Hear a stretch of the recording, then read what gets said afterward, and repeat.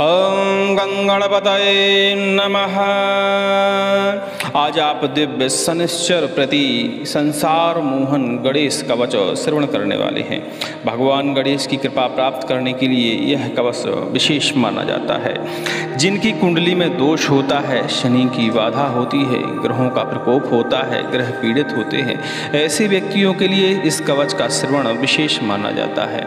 भगवान गणेश की कृपा से सभी प्रकार के ग्रह शांत होते हैं, दारिद्रता दूर होती है, रोग दोष शांत होते हैं, कलह कलेश का निवारण होता है। और कहा जाए कि इस कवच का पाठ करने से हर व्यक्ति के मन में प्यार और सम्मान की भावना जागती है, जिससे कलह उपद्रव शांत हो जाते हैं।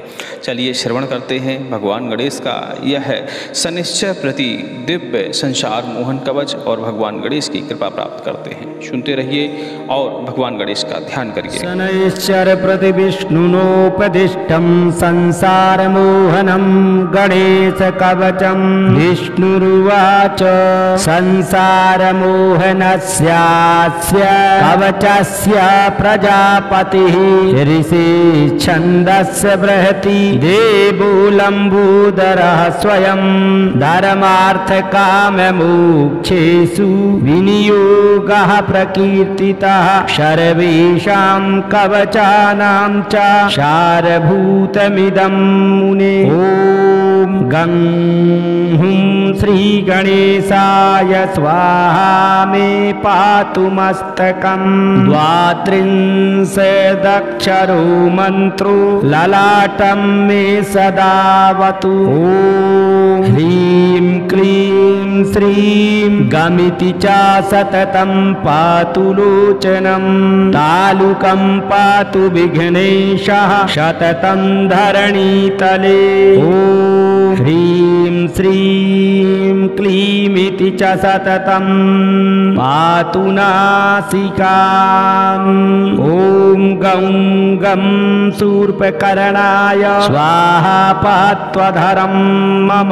दन्तानि तालुकां जिह्वां पातु मे षोडशाक्षरः। ॐ लं श्रीं लम्बोदरायेति स्वाहा गण्डं सदावतु। ॐ क्लीं ह्रीं विघ्ननाशाय स्वाहा करणे सदावतु। ॐ श्रीं गं गजाननायेति स्वाहा स्कन्धं सदावतु। ॐ ह्रीं विनायकायेति स्वाहा पृष्ठं सदावतु। ॐ क्लीं ह्रीमिति कंकालं पातु वक्षस्थलं च गं। करौ पादौ सदा पातु सर्वाङ्गं विघ्ननिघ्नकृत। प्राच्यां लम्बोदरः पातु आग्नेयां विघ्ननायकः। दक्षिणे पातु विघ्नेषु नैऋत्यां तु गजाननः। पश्चिमे पार्वती पुत्रो वायव्यां शङ्करात्मजः। कृष्णस्यांशश्चोत्तरे च परिपूर्णतमस्य च। ईशान्यामेकदन्तश्च हेरम्बः पातु चोर्ध्वतः।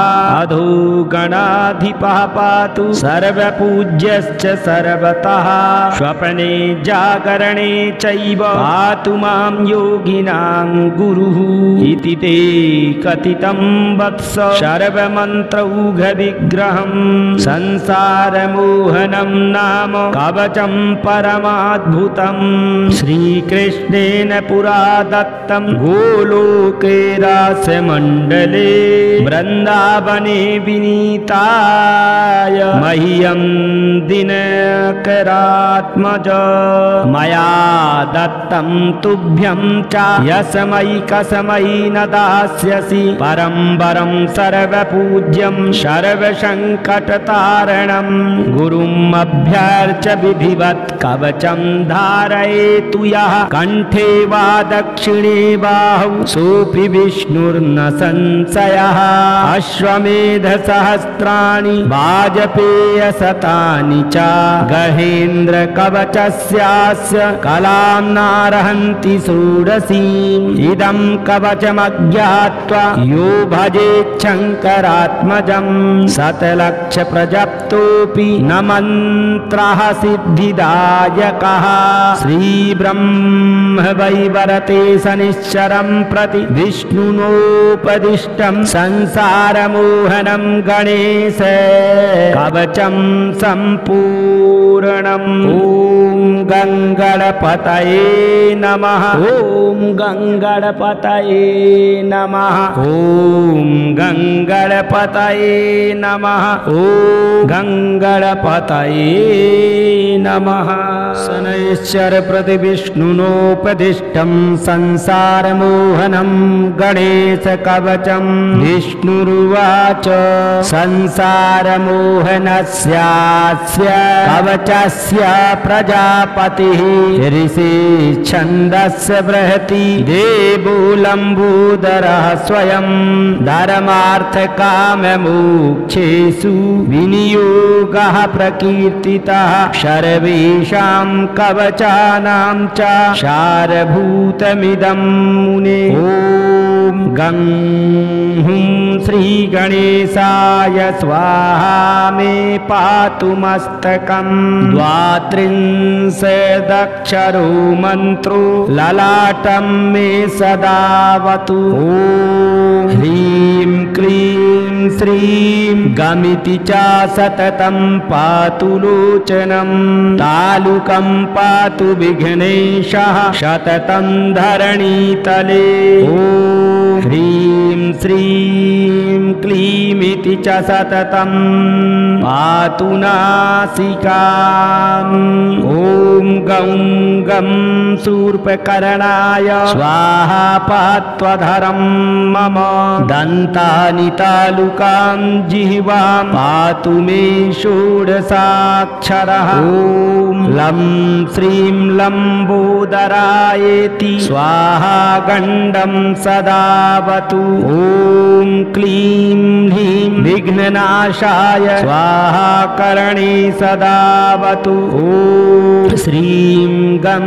गजाननायेति स्वाहा स्कन्धं सदावतु ॐ ह्रीं विनायकायेति स्वाहा पृष्ठं सदावतु ॐ क्लीं ह्रीमिति कंकालं पातु वक्षस्थलं च गं करौ पादौ सदा पातु सर्वाङ्गं विघ्ननिघ्नकृत प्राच्यां लम्बोदरः पातु आग्नेयां विघ्ननायकः दक्षिणे पातु विघ्नेषु नैऋत्यां तु गजाननः पश्चिमे पार्वती पुत्रो वायव्यां शङ्करात्मजः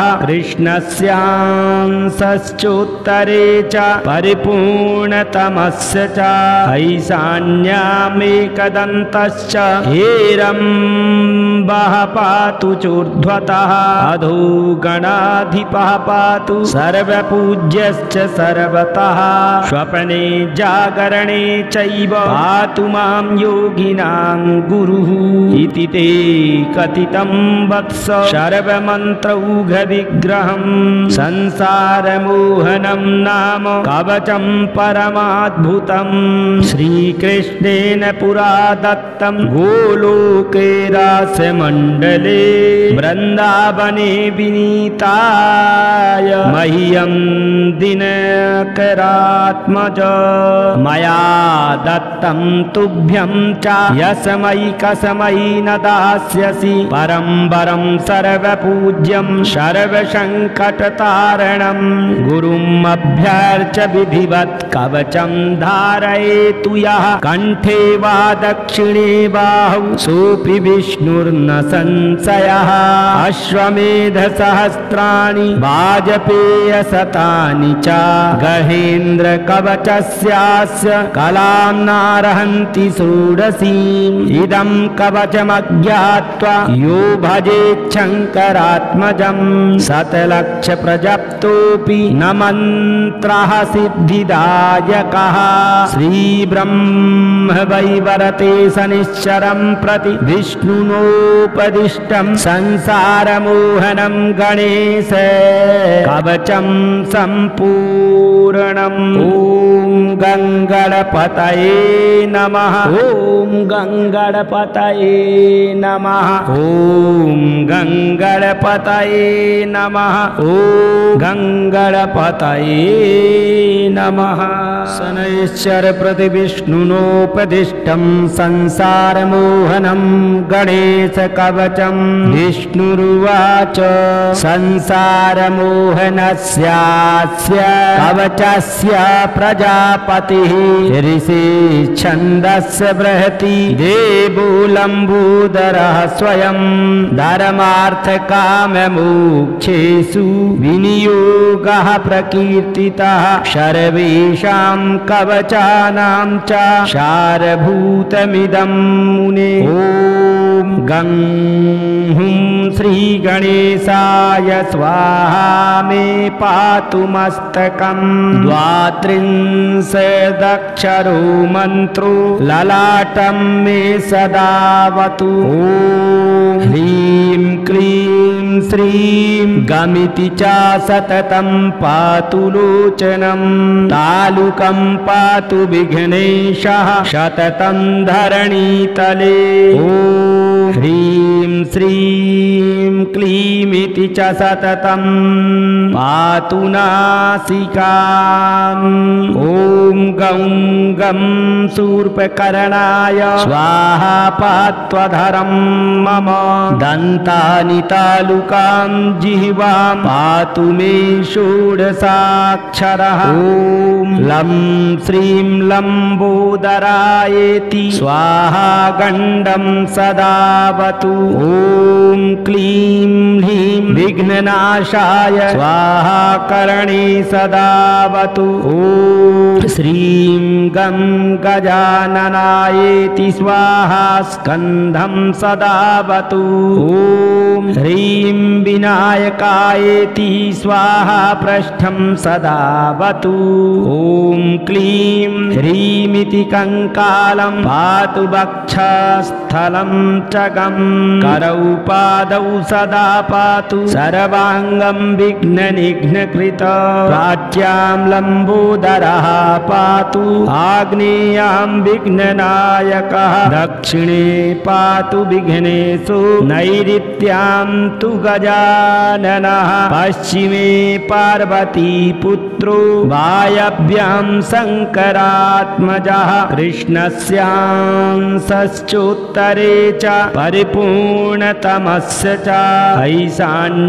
ऐशान्यामेकदन्तश्च हेरम्बः पातु चोर्ध्वतः अधो गणाधिपः पातु सर्वपूज्यश्च सर्वतः स्वप्ने जागरणे चैव पातु मां योगिनां गुरुः इति ते कथितं वत्स सर्वमन्त्रौघविग्रहं संसारमोहनं नाम कवचं परमाद्भुतं श्रीकृष्णेन पुरा दत्तं गोलोके रासमण्डले वृन्दावने विनीताय मह्यं दिनकरात्मज मया दत्तं तुभ्यं च यस्मैकस्मै न दास्यसि परम्परं सर्वपूज्यं सर्वसङ्कटतारणं गुरुम् अभ्यर्च्य विधिवत् कवचं धारयेतु यः कण्ठे वा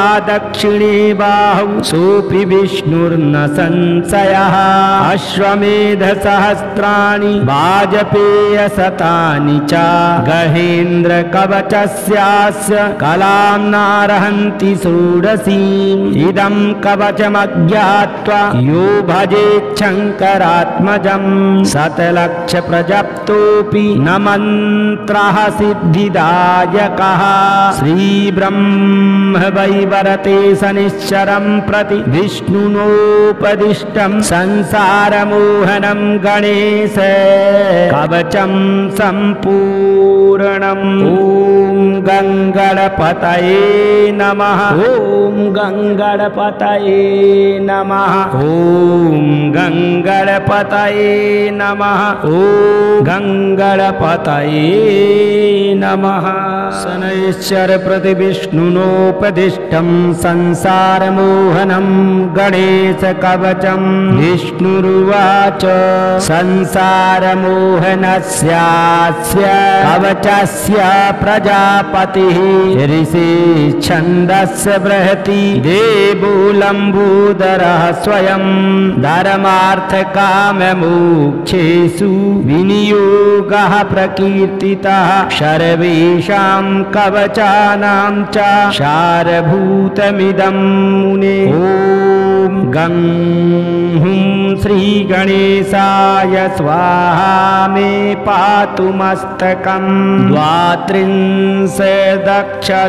मन्त्रो ललाटं मे सदावतु ॐ ह्रीं क्लीं श्रीं गमिति च सततं पातु लोचनं तालुकं पातु विघ्नेशः सततं धरणीतले ॐ ह्रीं श्रीं क्लीमिति च सततं पातु नासिकाम् ॐ गं गं शूर्पकर्णाय स्वाहा पात्वधरं मम दन्तानि तालुकां जिह्वां पातु मे षोडशाक्षरः ॐ लं श्रीं लम्बोदरायेति स्वाहा गण्डं सदावतु ॐ क्लीं ह्रीं विघ्ननाशाय स्वाहा कर्णे सदावतु ॐ श्रीं गं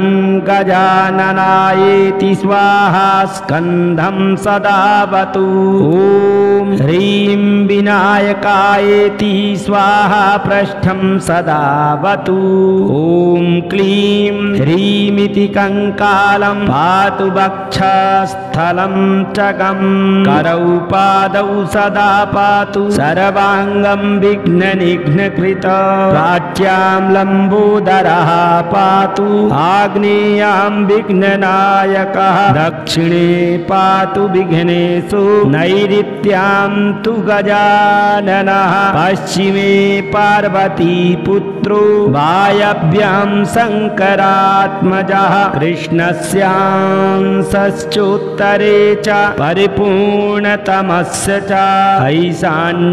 ऐशान्यामेकदन्तश्च हेरम्बः पातु चोर्ध्वतः अधो गणाधिपः पातु सर्वपूज्यश्च सर्वतः स्वप्ने जागरणे चैव पातु मां योगिनां गुरुः इति ते कथितं वत्स सर्वमन्त्रौघविग्रहं संसारमोहनं नाम कवचं परमाद्भुतं श्रीकृष्णेन पुरा दत्तं गोलोके रासमण्डले वृन्दावने विनीताय मह्यं दिनकरात्मज मया दत्तं तुभ्यं च यस्मैकस्मै न दास्यसि परम्परं सर्वपूज्यं सर्वसङ्कटतारणं गुरुम् अभ्यर्च्य विधिवत् कवचं धारयेतु यः कण्ठे वा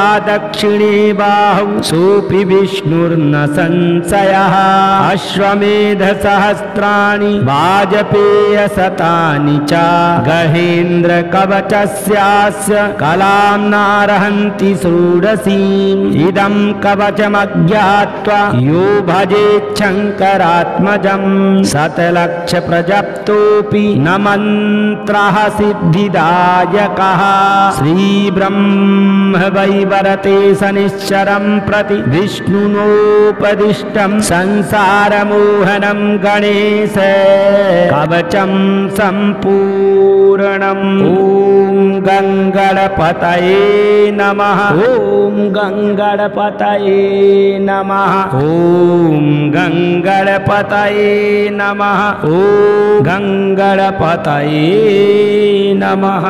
शनैश्चर प्रति विष्णुनोपदिष्टं संसारमोहनं गणेश कवचं विष्णुरुवाच संसारमोहनस्यास्य कवचस्य प्रजापतिः ऋषि छन्दस्य बृहति देवो लम्बोदरः स्वयं धर्मार्थकाममोक्षेषु विनियोगः प्रकीर्तितः सर्वेषां कवचानां च सारभूतमिदं मुने। ॐ गं हुं श्रीगणेशाय स्वाहा मे पातु मस्तकं द्वात्रिंशदक्षरो मन्त्रो ललाटं मे सदावतु। ॐ ह्रीं क्लीं श्रीं गमिति च सततं पातु लोचनं तालुकं पातु विघ्नेशः सततं धरणीतले। ॐ ह्रीं श्रीं क्लीमिति च सततं पातु नासिकाम्। ॐ गं गं शूर्पकर्णाय स्वाहा पात्वधरं मम दन्तानि तालुकां जिह्वां पातु मे षोडशाक्षरः। ॐ लं श्रीं लम्बोदरायेति स्वाहा गण्डं सदावतु।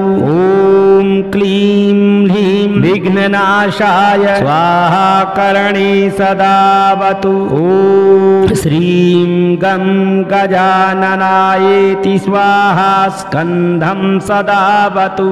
ॐ ह्रीं विनायकायेति स्वाहा पृष्ठं सदावतु।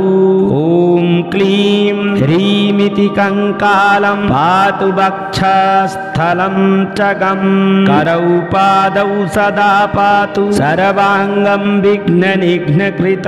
प्राच्यां लम्बोदरः पातु आग्नेयां विघ्ननायकः दक्षिणे पातु विघ्नेषु नैऋत्यां तु गजाननः पश्चिमे पार्वती पुत्रो वायव्यां शङ्करात्मजः कृष्णस्यांशश्चोत्तरे च परिपूर्णतमस्य च ऐशान्यामेकदन्तश्च हेरम्बः पातु चोर्ध्वतः अधो गणाधिपः पातु सर्वपूज्यश्च सर्वतः स्वप्ने जागरणे चैव पातु मां योगिनां गुरुः इति ते कथितं वत्स सर्वमन्त्रौघविग्रहं संसारमोहनं नाम कवचं परमाद्भुतं श्रीकृष्णेन पुरा दत्तं गोलोके रासमण्डले वृन्दावने विनीताय मह्यं दिनकरात्मज मया दत्तं तुभ्यं च यस्मै न दास्यसि परम्परं सर्वपूज्यं सर्वसङ्कटतारणं गुरुम् अभ्यर्च्य विधिवत् कवचं धारयेतु यः कण्ठे वा दक्षिणे बाहु सोऽपि विष्णुर्न संशयः। अश्वमेधसहस्राणि वाजपेयशतानि च गहेन्द्रकवचस्यास्य कलां नारहन्ति षोडशीम्। इदं कवचमज्ञात्वा यो भजेच्छङ्करात्मजं शतलक्षप्रजप्तोऽपि न मन्त्रः सिद्धिदायकः। श्रीब्रह्मवैवरते शनिश्चरं प्रति विष्णुनोपदिष्टं संसारमोहनं गणेश कवचं सम्पूर्णम्। ॐ गंगणपतये नमः। ॐ गंगणपतये नमः। ॐ गंगणपतये नमः। ॐ गंगणपतये नमः। शनैश्चर प्रति विष्णुनोपदिष्टं संसारमोहनं गणेश कवचं। विष्णुरुवाच संसारमोहनस्यास्य कवचस्य प्रजापतिः ऋषि छन्दस्य बृहति देवो लम्बोदरः स्वयं। धर्मार्थकाममोक्षेषु विनियोगः प्रकीर्तितः सर्वेषां कवचानां च सारभूतमिदं मुने। ॐ गं हुं श्रीगणेशाय स्वाहा मे पातु मस्तकम्। द्वात्रिंशदक्षरो मन्त्रो ललाटं मे सदावतु। ॐ ह्रीं क्लीं श्रीं गमिति च सततं पातु लोचनं। तालुकं पातु विघ्नेशः सततं धरणीतले। ॐ ह्रीं श्रीं क्लीमिति च सततं पातु नासिकाम्। ॐ गं गं शूर्पकर्णाय स्वाहा पात्वधरं मम। दन्तानि तालुकां जिह्वां पातु मे षोडशाक्षरः। ॐ लं श्रीं लम्बोदरायेति स्वाहा गण्डं सदावतु।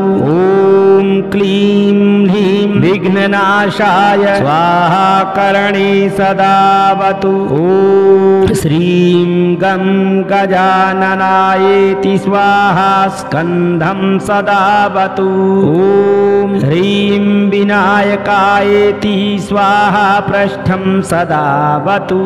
ॐ क्लीं ह्रीमिति कंकालं पातु वक्षस्थलं च गं। करौ पादौ सदा पातु सर्वाङ्गं विघ्ननिघ्नकृत। प्राच्यां लम्बोदरः पातु आग्नेयां विघ्ननायकः। दक्षिणे पातु विघ्नेशो नैऋत्यां तु गजाननः। पश्चिमे पार्वती पुत्रो वायव्यां शङ्करात्मजः। कृष्णस्यांशश्चोत्तरे च परिपूर्णतमस्य च। ईशान्यामेकदन्तश्च हेरम्बः पातु चोर्ध्वतः। अधो गणाधिपः पातु सर्वपूज्यश्च सर्वतः। स्वप्ने जागरणे चैव पातु मां योगिनां गुरुः। इति ते कथितं वत्स सर्वमन्त्रौघविग्रहं। संसारमोहनं नाम कवचं परमाद्भुतं। श्रीकृष्णेन पुरा दत्तं गोलोके रासमण्डले। वृन्दावने विनीताय मह्यं दिनकरात्मज। मया दत्तं तुभ्यं च यस्मै कस्मै न दास्यसि। परं वरं सर्वपूज्यं सर्वसङ्कटतारणं। गुरुम् अभ्यर्च्य विधिवत् कवचं धारयेतु यः। कण्ठे वा दक्षिणे बाहौ सोऽपि विष्णुर्न संशयः। अश्वमेधसहस्राणि वाजपेयशतानि च। गहेन्द्रकवचस्यास्य कलां नार्हन्ति षोडशीम्। इदं कवचमज्ञात्वा यो भजेच्छङ्करात्मजं। शतलक्षप्रजप्तोऽपि न मन्त्रः सिद्धिदायकः। श्रीब्रह्म वैवरते शनिश्चरं प्रति विष्णुनोपदिष्टं संसारमोहनं गणेश कवचं सम्पूर्णम्। ॐ गंगणपतये नमः। ॐ गंगणपतये नमः। ॐ गंगणपतये नमः। ॐ गंगणपतये नमः। शनैश्चर प्रतिविष्णुनोपदिष्टं संसारमोहनं गणेशकवचं विष्णुरुवाच संसारमोहनस्यास्य कवचस्य प्रजापतिः ऋषिच्छन्दस्य बृहति देवो लम्बोदरः स्वयं धर्मार्थकाममोक्षेषु विनियोगः प्रकीर्तितः सर्वेषां कवचानां च सारभूतमिदं मुने। ॐ गं हुं श्रीगणेशाय स्वाहा मे पातु मस्तकं। द्वात्रिंशदक्षरो मन्त्रो ललाटं मे सदावतु। ॐ ह्रीं क्लीं श्रीं गमिति च सततं पातु लोचनं। तालुकं पातु विघ्नेशः सततं धरणीतले। ॐ ह्रीं श्रीं क्लीमिति च सततं पातु नासिकाम्। ॐ गं गं शूर्पकर्णाय स्वाहा पात्वधरं मम। दन्तानि तालुकां जिह्वां पातु मे षोडशाक्षरः। ॐ लं श्रीं लम्बोदरायेति स्वाहा गण्डं सदावतु। ॐ क्लीं ह्रीं विघ्ननाशाय स्वाहा कर्णे सदावतु। ॐ श्रीं गं गजाननायेति स्वाहा स्कन्धं सदावतु। ॐ ह्रीं विनायकायेति स्वाहा पृष्ठं सदावतु। ॐ क्लीं ह्रीमिति कंकालं पातु वक्षस्थलं च गं। करौ पादौ सदा पातु सर्वाङ्गं विघ्ननिघ्नकृत। प्राच्यां लम्बोदरः पातु आग्नेयां विघ्ननायकः। दक्षिणे पातु विघ्नेशो नैऋत्यां तु गजाननः। पश्चिमे पार्वतीपुत्रो वायव्यां शङ्करात्मजः। कृष्णस्यांशश्चोत्तरे च परिपूर्णतमस्य च। ऐशान्यामेकदन्तश्च हेरम्बः पातु चोर्ध्वतः। अधो गणाधिपः पातु सर्वपूज्यश्च सर्वतः। स्वप्ने जागरणे चैव पातु मां योगिनां गुरुः। इति ते कथितं वत्स सर्वमन्त्रौघविग्रहं। संसारमोहनं नाम कवचं परमाद्भुतं।